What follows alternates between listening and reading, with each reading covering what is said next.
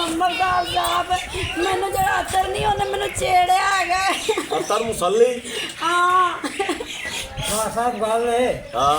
वो जरा अतर फरूक वाला ना हाँ ये सूट तेरे तले पे हार के दी बैंड छेड़े ने तो मेरे बैंड छेड़े और बड़ा सारा उनका मुंह है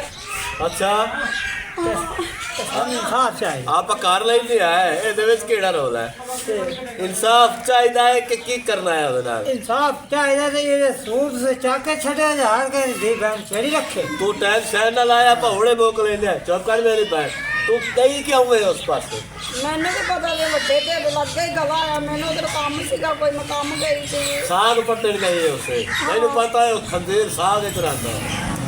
वो साग खांदा कच्चा अच्छा उस चूड़े ਨੂੰ ਮੇਰੇ ਕੋਲ ਇੱਥੇ ਪੇਸ਼ ਕਰ ਹੁਣੇ ਇਸ ਟਾਈਮ ਪੇਸ਼ ਕਰ ਰਿਹਾ ਦਾ ਪਿਆ मैं तो सु डाल लगता सूट लेकिन मैंने ढा तो देवे नहीं दे तू जा साथ ले मैं तुम्हार मैं ए तेरी बहन ਨੂੰ ਛੇੜਿਆ ਨੇ ਛੇੜਿਆ ਕਿਉਂ ਹੋਇਆ आज ਇਹਨੂੰ ਆਇਆ ਤੇ ਸਹੀ ਸਾਥ ले ਇਹਨੂੰ ਚਵਾਲ ਜਾਈ ਨੂੰ ਮੇਰੇ ਨਾਲ ਭੋਗ ਲੈਂਦਾ सलाम अलैकुम वालेकुम अस्सलाम ए तेरी बहन लगदी ने छेड़े ना रोज पैनू ला मैं में चगल धोती होई है मेरे में शर्म ते या कोई नहीं आई ते साथ है आई ते मार साहब सोनी बहु है तो दिल तक नहीं खेल कर छेड़ ले आई ना हां गाल कर तू है नहीं करना फिर पैसे ला ले 20-30 रुपए बे हजार रुपए ले आए आया क्या दिया नहीं गल पता की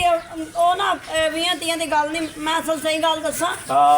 ਮੇਰਾ ਭਰਾ ਦਸਾਂ ਦਾ ਵੀ ਮੰਨ ਜਾਂਦਾ ਹੈ दस ते मान जांदा चल मंदा दे देने नहीं मैं 5 दिन ते आ जावे नाल